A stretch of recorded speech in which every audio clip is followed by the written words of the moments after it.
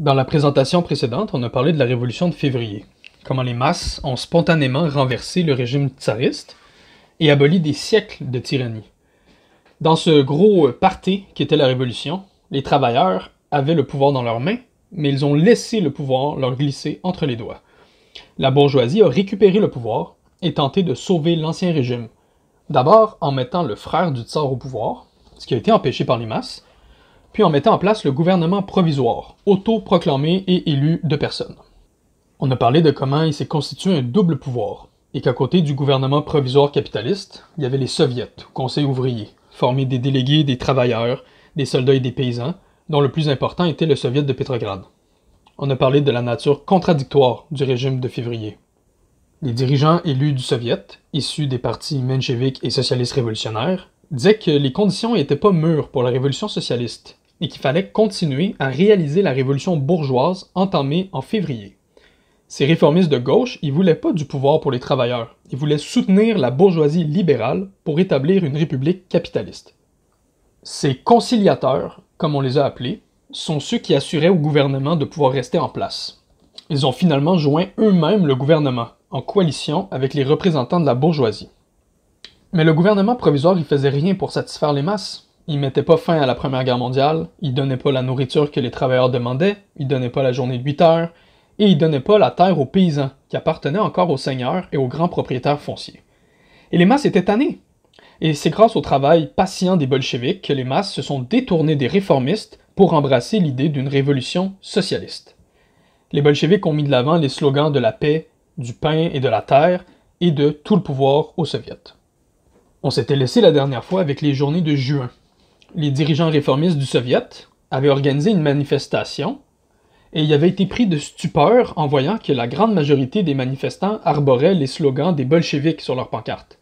Les bolcheviks avaient en effet gagné les sections les plus avancées de la classe ouvrière, surtout à Pétrograd, ainsi que des régiments clés. Les bolcheviks offraient également la direction politique aux Gardes rouges, des milices ouvrières ayant pour mission de protéger la révolution. La question se posait maintenant de savoir si on était prêt à prendre le pouvoir. Le gouvernement, les dirigeants des soviets et beaucoup d'autres répandaient l'idée que les bolcheviks ont tenté de faire un coup d'État en juillet. C'est absolument faux. En réalité, les bolcheviks savaient que s'ils prenaient le pouvoir en juillet, ça serait un échec. Voyez-vous, la majorité des travailleurs, des soldats et des marins de Pétrograd étaient en effet derrière les bolcheviks et étaient prêts à faire la révolution. Mais les bolcheviks n'avaient pas encore gagné à la révolution les paysans des campagnes et des provinces, et les soldats du front. Si les bolcheviks avaient pris le pouvoir en juillet, les leaders des soviets seraient allés mobiliser les paysans et les forces plus arriérées à l'extérieur de Pétrograd, et les auraient utilisés pour écraser la révolution à Pétrograd. Ça aurait donné l'équivalent de la tragédie de la Commune de Paris de 1871. Donc non, les bolcheviks ne préparaient pas une insurrection en juillet. Cependant, les travailleurs de Pétrograd, eux, commençaient à s'impatienter et étaient en train de se préparer pour la prise du pouvoir.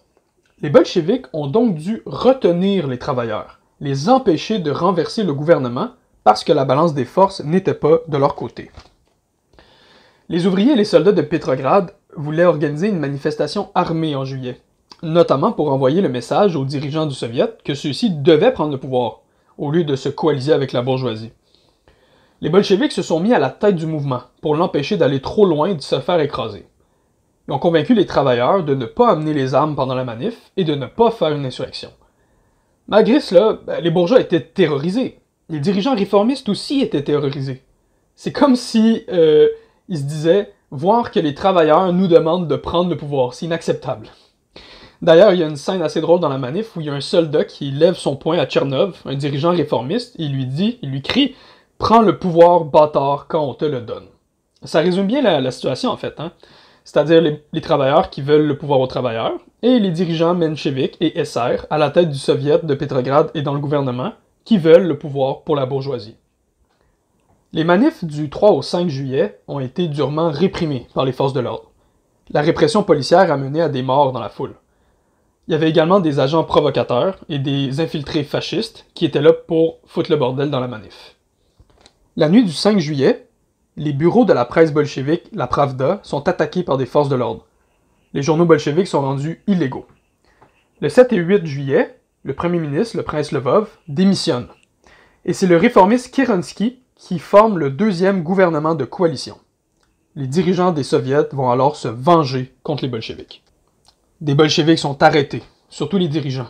Les ouvriers se font battre ou tuer dans la rue. 3 semaines après que Kerensky soit devenu chef du gouvernement, il réorganise son gouvernement pour créer le troisième gouvernement de coalition. Désormais, le gouvernement est constitué à majorité de mencheviks et de SR, et seulement avec une minorité de cadets, des libéraux. Les rênes du gouvernement capitaliste sont maintenant pleinement dans les mains des réformistes, et ils vont pas hésiter à les utiliser pour réprimer les bolcheviks et servir la bourgeoisie. Lénine est recherché. Il réussit à se sauver et à pas finir en prison. Il est sommé de se rendre devant son procès. Il est prêt à y aller pour profiter de la tribune, pour faire des speeches révolutionnaires. C'était vraiment une très mauvaise idée, et le comité central du parti va lui interdire de sortir de sa cachette parce qu'il serait vraisemblablement tué pendant le déplacement. Lénine s'exile en Finlande avec Zinoviev pendant quelques mois pour éviter la prison. Les autres dirigeants bolcheviks sont en prison. Trotsky, qui vient de rejoindre le parti bolchevique, est lui aussi en prison. Les bolcheviks sont vraiment dans une situation difficile. Le pendule qui venait de pencher très vers la gauche avec les journées de juin bascule maintenant vers la droite, suite aux journées de juillet. Il arrive souvent pendant des révolutions qu'il y a des moments de recul, où les masses sentent que le pouvoir leur échappe des mains. Il s'en est suivi le mois de la calomnie, en août. Les presses bourgeoises et réformistes répandaient un paquet de mensonges sur les bolcheviks, que c'était des gangsters, des terroristes, des meurtriers, qui sont contre la révolution, que Lénine est un agent allemand. Il va y avoir des vagues de démissions dans le parti. Les éléments les plus faibles et vacillants quittent le navire. Mais en retour, les attaques du gouvernement sur les bolcheviks vont aider les bolcheviks. Chaque fois que les travailleurs sont mécontents, font une grève, ils se font traiter de bolcheviks. Les travailleurs, ils commencent à se dire que si chaque action de contestation c'est bolchevique, alors peut-être vaut mieux se dire bolchevique. Peut-être qu'il vaut mieux rejoindre les bolcheviks. Les contradictions du régime de février devenaient intenables. Étant donné que les dirigeants réformistes du Soviet refusaient de prendre le pouvoir et se coalisaient de plus en plus avec la bourgeoisie, ça venait bloquer la voie d'une révolution socialiste qui soit pacifique. Et ça laissait que la voie d'une révolution à travers une insurrection. La bourgeoisie, elle, commençait à être vraiment effrayée par la montée en puissance des masses ouvrières et des bolcheviks. Les bourgeois avaient fait confiance au gouvernement provisoire pour contenir la ferveur des masses. Ils comptaient aussi sur les mencheviks et les SR à la tête des soviets pour mettre le couvercle sur la marmite. Mais les réformistes n'étaient pas capables de rétablir l'ordre. La bourgeoisie va donc chercher maintenant une voie plus radicale, plus brutale pour éradiquer la menace d'une révolution communiste. Elle va trouver la solution dans la personne du général Kornilov, qui prépare un coup d'État. C'est quand même assez ironique de penser que les réformistes ont formé le gouvernement pour servir la bourgeoisie et réaliser la révolution bourgeoise, mais que la bourgeoisie, elle, se détourne des réformistes, justement au moment où ils contrôlent le gouvernement. Bref, la révolution de février avait épuisé son rôle historique et était dans une impasse. Ni les travailleurs, ni les bourgeois ne croyaient plus au projet d'une république capitaliste démocratique. Seuls les dirigeants réformistes de gauche, conciliateurs, mencheviks, avaient foi dans le régime de février. 2 voies s'ouvraient à l'horizon, la révolution socialiste ou la contre-révolution fasciste.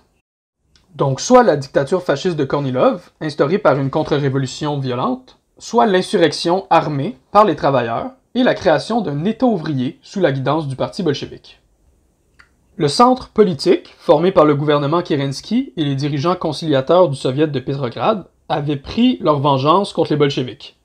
Mais pour écraser les bolcheviks, ils avaient dû mobiliser non seulement les forces de l'ordre, mais aussi les forces de la réaction, c'est-à-dire les monarchistes et les fascistes. Cette pourriture se tapissait dans un coin depuis la révolution de février, et commençait maintenant à sortir de sa cachette. Voyez-vous, l'extrême droite et les contre-révolutionnaires, ils font pas de distinction entre les bolcheviks et les réformistes.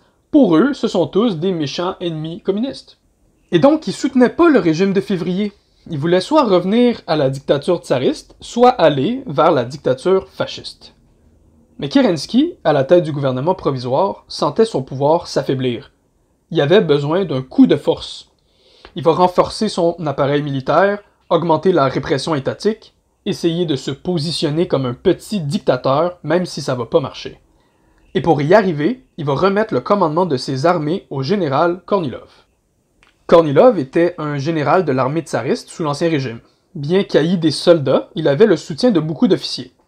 Il y avait le soutien d'une partie importante de la bourgeoisie, la partie qui commençait à perdre confiance dans le gouvernement, et Kornilov avait surtout le soutien des éléments les plus réactionnaires, les fascistes, les monarchistes. Kerensky voulait utiliser Kornilov et ses troupes pour terminer d'écraser les bolcheviks. Mais le remède va vite se transformer en poison. En jouant avec le feu des forces de la contre-révolution, ça va se retourner contre lui.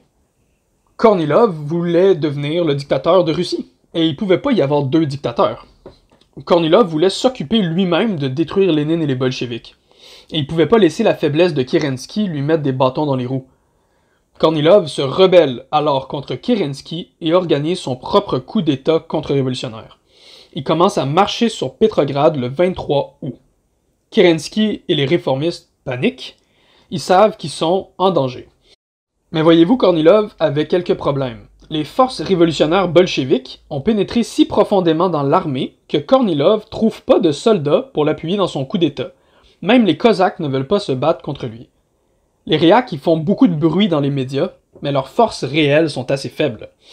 Kornilov doit alors se baser sur la division sauvage. C'est des éléments très arriérés dans le Caucase, des tribus primitives guerrières.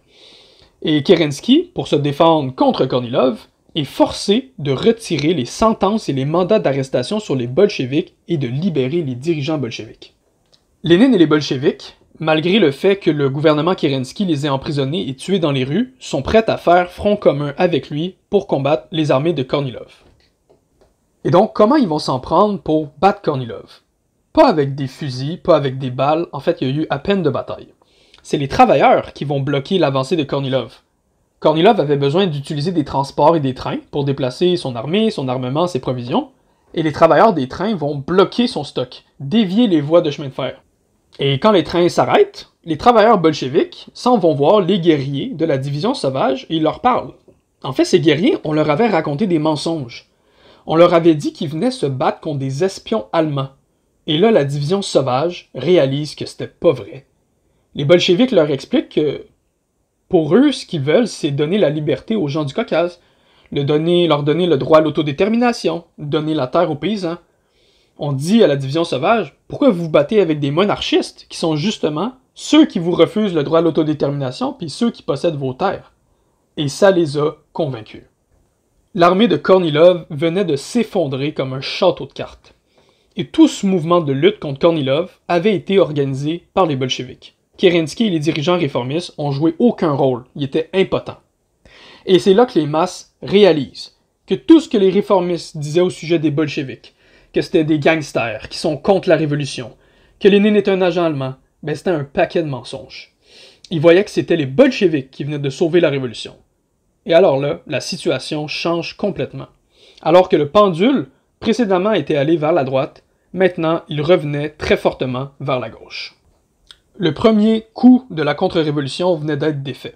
Le gouvernement et les mencheviks avaient montré leur impotence devant Kornilov.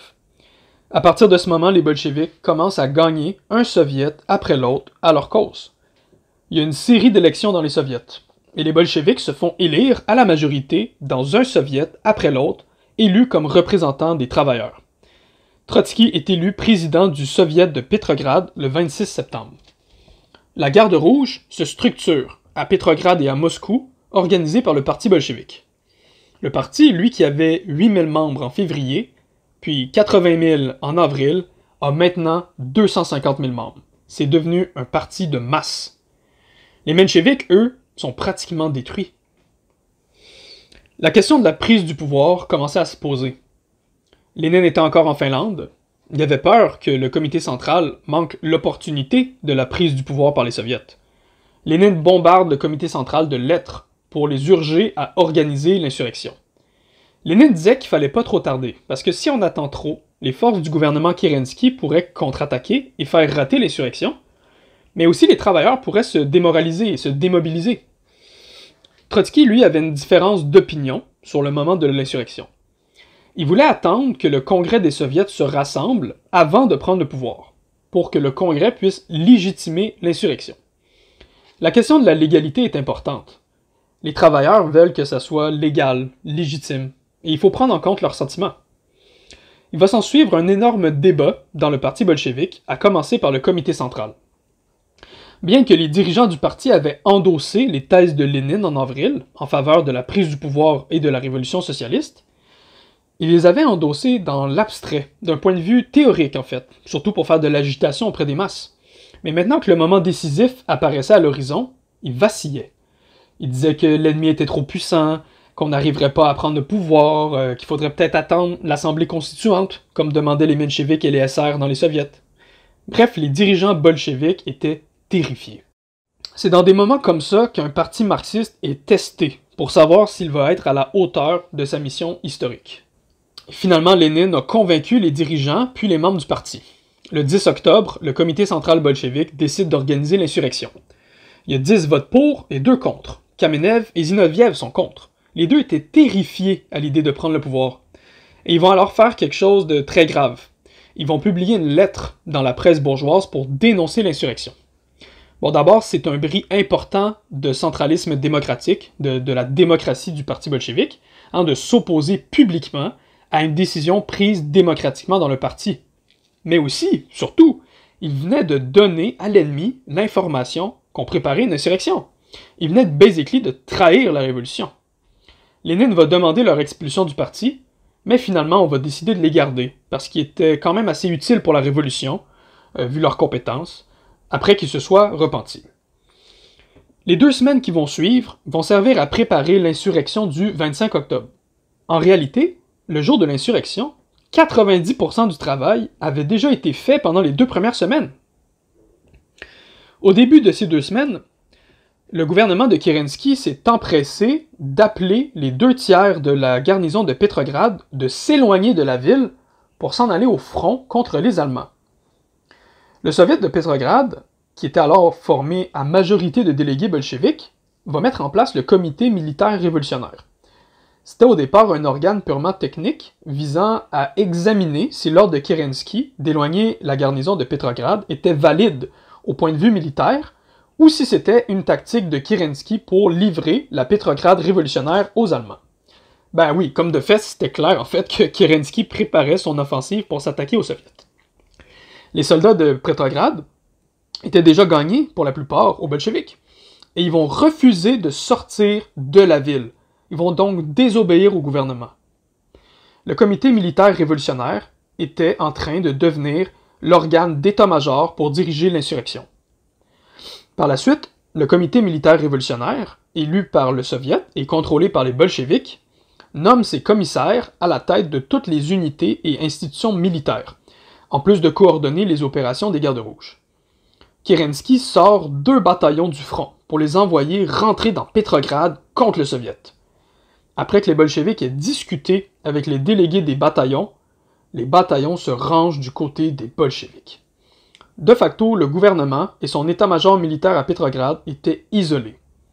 L'armée avait rejoint les bolcheviks et le gouvernement n'avait plus beaucoup de personnes pour le défendre. Le 3/4 de la job d'insurrection était déjà fait. Le 24 octobre, Kerensky envoie des élèves officiers pour occuper le central téléphonique de Petrograd afin de bloquer les communications des bolcheviks et du soviet. Le comité militaire révolutionnaire envoie à la station téléphonique un détachement de soldats. Et c'est ainsi que commence la prise de possession des organes gouvernementaux. L'insurrection est commencée. L'insurrection se produit pendant la nuit du 24 au 25 octobre. Dans les rues, c'est le silence. Pas de manif, pas de bataille. Les matelots et les gardes rouges s'organisent en petits détachements et s'en viennent occuper, un après l'autre, les bâtiments clés de la ville, le télégraphe, la poste, la banque d'État et d'autres services publics. Le QG bolchevique et le comité militaire révolutionnaire siègent dans l'Institut Smolny, transformé en véritable forteresse. Trotsky nous dit, dans son texte L'avènement du bolchevisme, c'est là que convergeaient toutes les nouvelles, sur le déplacement des troupes, sur la mentalité actuelle des soldats et des ouvriers, sur l'agitation dans les casernes, sur les excès des fauteurs de programmes, sur les agissements des politiciens bourgeois, les menées du palais d'hiver et les projets des anciens partis soviétiques. De tous côtés affluaient les informateurs. Et quand le soleil se lève, toute la capitale est dans les mains des travailleurs, des soldats et des bolcheviks, à l'exception du palais d'hiver, où siègent Kerensky, des officiers et des ministres du gouvernement. L'insurrection armée venait de se produire sans combat, sans résistance, sans verser de sang. C'était très différent de la révolution de février, où les masses manifestaient bruyamment dans les rues et se battaient avec la police. Cette fois-ci, les masses avaient eu 8 mois pour prendre conscience de leur propre force, organiser leur offensive et mettre en place les organes de l'insurrection. Trotsky nous dit « Le gouvernement siégeait toujours au palais d'hiver, mais ce n'était plus que l'ombre d'un gouvernement. Politiquement, il n'existait plus. » Dans la journée du 25 octobre, le palais d'hiver fut, peu à peu, entièrement cerné par nos troupes. À 1h de l'après-midi, j'annonçai à la séance du Soviet de Pétrograd, et au nom du comité militaire révolutionnaire, que le gouvernement de Kerensky n'existait plus, et qu'en attendant la décision du congrès pan-russe des soviets, la puissance gouvernementale passait aux mains du comité militaire révolutionnaire. Le 25 octobre va être une journée bien importante. On pensait pouvoir prendre le palais d'hiver assez rapidement, mais ça va prendre une bonne journée. Et pendant ce temps va se réunir le deuxième congrès pan-russe des soviets. Dans la réalité, le gouvernement provisoire était dissous, et le pouvoir d'État était dans les mains du comité militaire révolutionnaire. Mais le plan était de remettre le pouvoir d'État dans les mains du congrès des soviets. Et au congrès des soviets, on va assister à un gros débat entre l'aile gauche et l'aile droite. La gauche, présente en majorité, veut que le congrès des soviets forme le gouvernement. Et la droite, en minorité, veut qu'on dénonce l'insurrection et qu'on redonne le pouvoir d'État au gouvernement de Kerensky, pour compléter la révolution bourgeoise avec la bourgeoisie. Dans le camp révolutionnaire, on retrouve notamment les bolcheviks, et dans le camp pro-Kerensky, on retrouve les mencheviks. Les SR, les socialistes révolutionnaires, eux, vont scissionner en deux pendant le congrès. Les SR de gauche vont aller du côté des bolcheviks, et les SR de droite du côté des mencheviks. Pendant le congrès, un émissaire arrive pour annoncer la bonne nouvelle. Le palais d'hiver est pris. Kerensky s'est enfui, et les autres ministres sont arrêtés. Le premier chapitre de la révolution d'octobre était terminé. Les mencheviks et les socialistes révolutionnaires de droite, au nombre d'environ une soixantaine, c'est-à-dire à peu près le 10e du congrès, quittent la salle en protestant. Comme ils ne pouvaient rien faire d'autre, ils vont rejeter toute la responsabilité de ce qui allait se passer par la suite sur les bolcheviks et les SR de gauche. Les SR de gauche, eux, hésitaient encore. Ils avaient peur de couper les liens qui les rattachaient à leur ancien parti. Mais ils devaient maintenant choisir entre être pour les soviets ou contre les soviets. Et finalement, ils vont se ranger du bon côté des barricades. Les bolcheviks font leur premier décret. La peine de mort est abolie. Les élections sont lancées dans les comités des armées. Le lendemain, le 26 octobre, Lénine revient en Russie après 4 mois d'exil avec Zinoviev et y est accueilli à bras ouverts par les révolutionnaires. Il propose au congrès des soviets 2 projets de décret, un sur la paix et un sur le partage des terres, qui sont adoptés à l'unanimité. Dans cette même séance est constituée une nouvelle autorité centrale, le Conseil des commissaires du peuple, qui va former le nouvel organe de gouvernement ouvrier des soviets. Le gouvernement des soviets, c'est un gouvernement de coalition entre les bolcheviks et les SR de gauche, et donc le gouvernement représentait réciproquement les 2 classes opprimées, travailleurs et paysans. La semaine qui va suivre va être un test pour le régime. Les mencheviks et les SR de droite vont organiser la contre-révolution contre les bolcheviks et les SR de gauche. Ils vont s'appuyer sur les fonctionnaires pour saboter le régime, et ils vont même s'appuyer sur des élèves officiers et organiser un coup d'État qui va échouer. Puis Kerensky va faire une ultime tentative de marcher sur Pétrograd.